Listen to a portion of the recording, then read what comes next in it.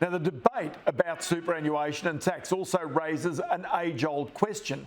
Who is really wealthy in Australia? Now, as we have pointed out, is a person with $3 million in superannuation more or less wealthy than a person with a $3 million house? Now, by coincidence, one of Australia's largest wealth managers, the AMP, has commissioned demographic thinker and one of our favourites, Bernard Salt, to define our attitudes to wealth. And he joins me now from Melbourne. Bernard, always great to chat to you. This is the age-old question as to who is wealthy in Australia and who is not. Whether $3 million actually these days is defined as being wealthy. Well, in fact, this report takes a big picture view of attitudes to wealth by middle Australians over the decades, in fact, and we did it in a number of ways. We went back through every census conducted since Federation and we worked out when peak home ownership occurred in Australia, for middle Australia. And we found that home ownership rates peaked at 73% of all dwellings in 1966. So you were wealthy in 1966 if you owned your own home. Life expectancy wasn't much beyond 65 to 70 or so at that time.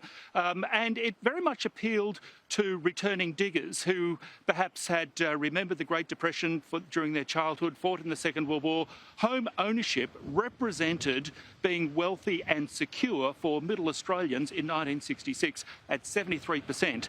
Over the last 55 years, that proportion has scaled back. It's now sitting, according to the 2021 census, at 63%. So what have we done with that extra spending capacity? I think we have spent it on superannuation, and we've also taken out other interests. I spent it on lifestyle, I suppose, that quality of life that we have currently expect to live in Australia. So wealthy used to mean home ownership exclusively.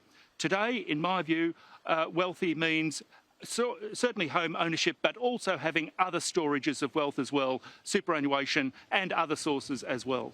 Because we know of the pressures of people being able to afford homes, and especially in our big capital cities, where these days you almost need two incomes to be able to not only afford the home, but some sort of lifestyle inside that city. So these are changes, because this is even changing the work behaviour, more women in the workforce, the fact that we live longer. All of these things combine to not only adjust our home ownership levels, but then also this notion of wealth. Well, in fact, there's been a number of significant social and economic shifts in Australia since we had peak house in 1966. Women have remained in or returned to the workforce, of course. The introduction of no-fault divorce in the mid-1970s meant that people could free themselves from unhappy relationships. This has had an impact on the number of households that were being formed. There was another aspect of the report that looked at the way in which life expectancy has changed.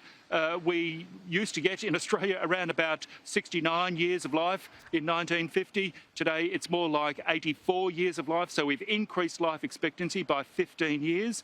That has introduced the concept of needing to provision for retirement.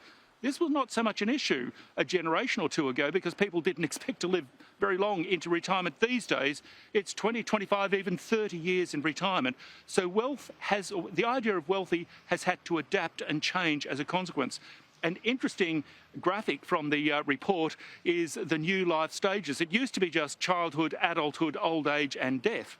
In, say, 1950 or so. Today, it's childhood up to the age of 12, the teenage years, the young adult years, the adult years where you're raising kids and teenagers and so forth. Then in the mid-50s, you move into this lifestyle stage of the life cycle.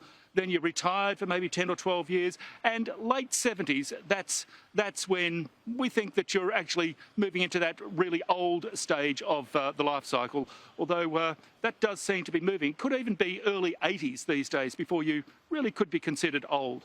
Which goes to the concept that 60 is the new 50, 50 is the new 40, 40 is the new 30. So it actually goes through those lifestyles. There's one other aspect of this also, and that is the increasing number of single person households. Now, this is also a fundamental change because of, as you point out, divorce, people making their own lifestyle choices, and also really deciding that in many ways they prefer to be by themselves. But what we know from history is that families, larger families, are cheaper to run than single family families.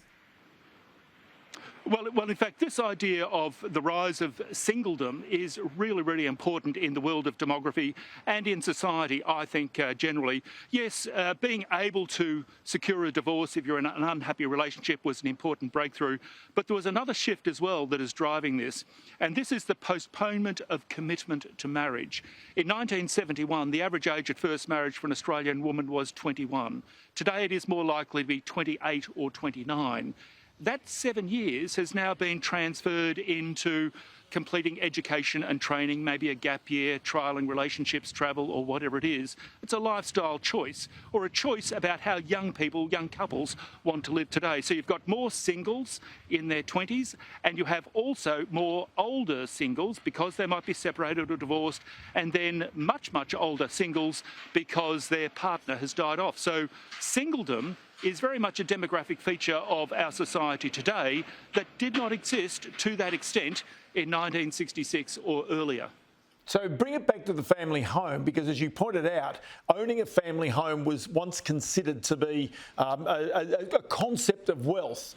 Today, however, in many ways, people might have very expensive houses, but also very big mortgages, which leads to a lack of cash, or if you like, sensitivity to interest rate rises or to energy price rises. It's also the freedom to have the cash flow above simply owning the asset, which in many ways people can't really access to feed their lifestyle. This is very much the case. As part of this study, we ran focus groups in Melbourne, Sydney and Brisbane with baby boomers, Gen Xers and millennials. And what came out of that was this new view of wealth. People were saying things like, your health is more important than anything, that relationships are more important. We have a very broad view of what makes people healthy and wealthy these days. But it was also the view that people wanted flexibility, the option to respond to opportunities and challenges. This might have been coming out of the pandemic where people were caught short perhaps, but the thinking now is, well, yes, a house is important. It's absolutely critical, foundational, but we also need superannuation, and you need more liquid forms of wealth in order to pick up opportunities and also to meet challenges as they are presented, whether in fact you lose your job or get a divorce or suffer some sort of long-term illness. All of these reasons are now uppermost in people's minds about what is needed to feel safe, secure and wealthy in Australia today has shifted from where it was 50 years ago. So just a final one for you, and this goes to the whole notion of Australia being one of the wealthiest nations in the world. Of course, we live here and a lot of people do feel economic pressures, but the reality is, if you compare us with the rest of the world, that we are amongst the wealthiest. The question about whether we're the happiest, well, that's a different question. Well, money doesn't always buy happiness. But yes, very, very interestingly, in the report, we have looked at GDP per capita as a measure of wealth across the planet. So 195 countries on planet Earth. The International Monetary Fund calculates that we are, in fact, the 9th richest people on Earth in terms of GDP per capita. Now, whether that wealth is distributed evenly across the Australian continent is another issue. But very interestingly, if you look back to 1980, so 42 years ago, we weren't 9th richest in GDP per capita, we were 20th richest per capita. So the Australians have actually done quite well over the last 40 years, largely through globalisation and trade, I suspect. But at the end of the day, yes, we have the means. We should be living a good quality of life in Australia. There's only 8 countries that have more GDP per capita than the Australians.